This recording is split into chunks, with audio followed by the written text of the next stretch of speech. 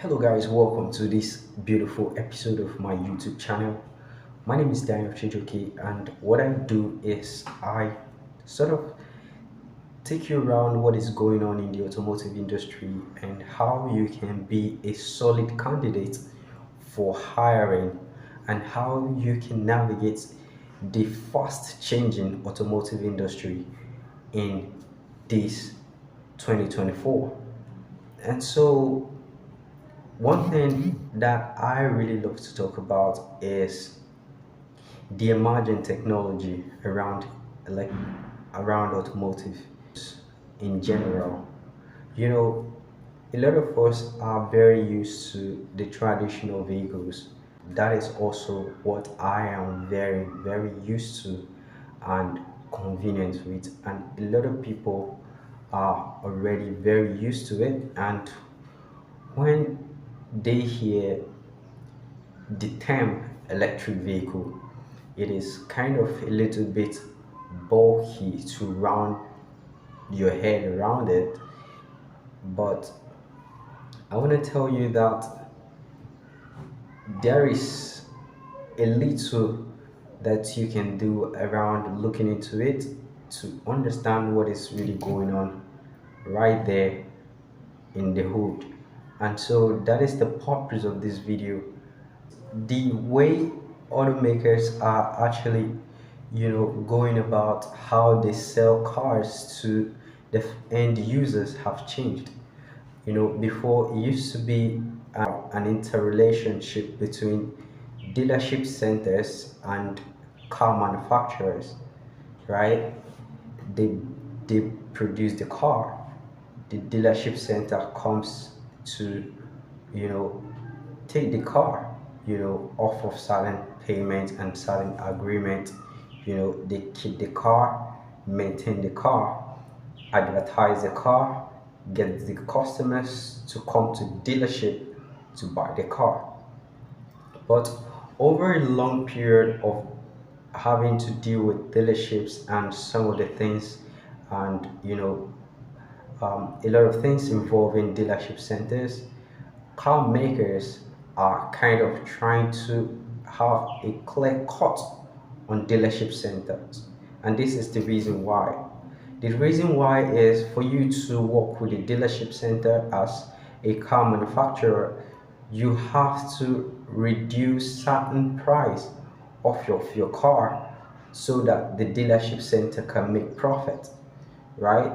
And now dealership centers are like, let me use the word, uh, a man that looks after other women. So dealership center most times don't sell just one car brand. They sell different car brand just so that they can meet customers' need. And so when they collect these newly built cars, they try to make money from different ways, not just by selling it. They also make money by reviewing the cars, right? Talking about the cars, every way that they can use to advertise the new product. And most of these dealership centers are not nice.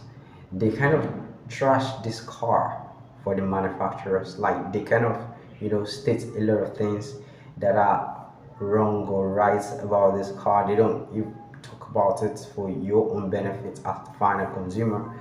They talk about it to, get views and get money off of what they are talking about, right? And most of them talk about it maliciously, and some of them, talk about it probably if that's the car manufacturer is not on a good tidings with them. And so a lot of these things, including price issues, have warranted car manufacturers to kind of, have a rethink about dealership. And also, most dealership centers don't have very good or qualified maintenance professionals. So manufacturers of these car brands have decided to do their sellings themselves when it comes to electric vehicle.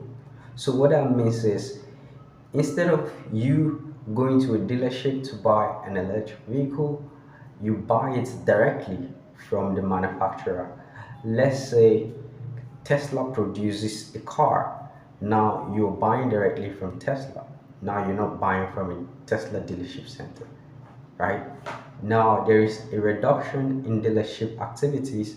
Rather, uh, uh, manufacturers are having websites that you can log on to, check the car you want, select the color you want, then book for you to come and test drive the car, go, check your car, do an inspection, and then purchase the car, pay the money directly to the production company. So they get every benefit that dealership are supposed to get.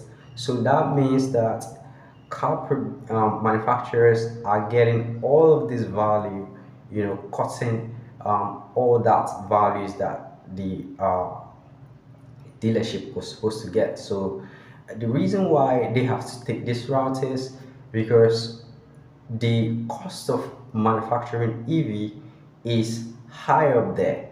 So they have to, try to cut cost here and there in order to be able to produce this car and make them affordable for the final consumer, and also be the ones to test this car, talk about this car, and not have someone else trash their long-term effort. And you know that EV is a work in progress. Of course, there are going to be certain downsides, in manufacturing, in OEMs, and so they are going to be the ones to kind of, continues to check all these things out, know what to change, know what to upgrade, know what to, you know, um, tweak, on these cars, rather than having someone who doesn't have their dream or who doesn't have the same expertise that they have talk trash on their product. So, so what this has to so when you think about all of these steps, what impact does it have on future technicians? Now, when EV starts gaining a very, very large or huge amount of popularity, it means that you as a technician might be needed directly in car manufacturing industry. So how can you fit in? How you can fit in is by learning certain bit of components that you need to learn.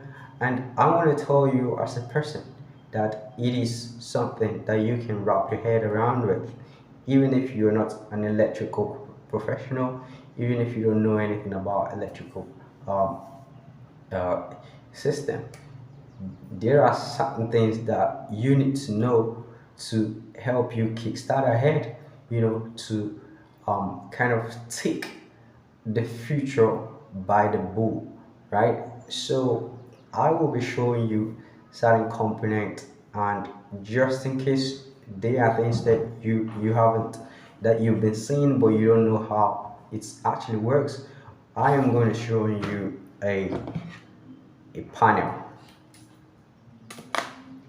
So this is an electrical panel. If you are very used to this channel, you might have seen me talk about this panel before. So what does this do? This is an electrical system that works on different things. Let's say you want to produce a small vehicle for kids. This might be a very useful component for you. And so the reason why I'm using this component as an example is because most cars are having systems like this instead of your heavy engines. So most cars do this might not really be the exact same component, but everything that has to do with electric vehicle has to do with electronic components, panels that are heavy. So I am going to be using this as an example. So as soon as you understand what is going on here, you can start to you know integrate your learning level, to start taking certain courses, certain programs, around electronics, and try to do some courses on electric vehicle, which can further prepare you to the future of electric vehicle uh, activation. Let me use that word. And so this is an electrical panel. So what happens here is that if they people who make this want to build this with wires like this, they will need thousands of this type of wires to really wire out all these fixtures, to connect all these electrical components. So what happened here was they were taking wires from, I don't know if you can see it clearly, they were taking wires from here, connecting it from different branches, right, looping it around. And this system you see here comes with in 3 layers. So the first layer could be the first wire looping around, um, to connect some electrical component. Then it's shielded with an insulator that doesn't allow the first layer to have any communication with the second layer, and thereabout the second layer also in turn goes to connecting to other components, right? And then it's also insulated then to the third layer and the coverings. And so that is how you have this simple electronic component that could have been a very gigantic wires that will look very ugly, but look how simple and very compact this uh, electric component is. And so some of these things are things that you are already used to. And so, but then you might be looking at this bulky thing right here and you're wondering what this is. So I'm only going to focus on this because I want this video to be as short as possible. This is here to prevent heat on this electric component, because electric components generate a very high amount of heat. So this is a heat sink, right? What it does is it takes the heat generated by all of these electric components and takes it around its holes to dissipate it, into the air. This system here uses an air-cooled heat dissipator. So this heat sink here is dissipates its heat by air, right? There are other forms of heat sink dissipating heat through liquid and through air, but this uses air. So that is why you have all these electric components right here. So you can see some of the active heat generating electric component attached directly to it. So those heat generated by this component is passed directly to this aluminum heat sink, and it eats it up and it throws the heat away by air, allowing the component to cool off. And so that is how it circulates the heat and takes it away and take the pressure off of this electric component. So this is not to round off this whole component because there is a lot about this component, and I've talked about this component on this channel, but this is kind of to let you know that it is actually is concept, that is developed by engineers, used to modernize or improve electric um, component. And so those are just the same concepts that is applied on electric vehicles. And when you continue to improve on certain areas of your learning curve, you will be readily adaptable on this shifting industry. Guys, that is it for this video. If you have any questions or requests, do well to leave a question under the comment section, or do well to reach out to me anywhere possible that you can reach out to me. I'll be glad to answer your question. And if you find value on this video, do well to hit the subscribe button and do well to like the video as well. Thank you so much. I will be seeing you next time.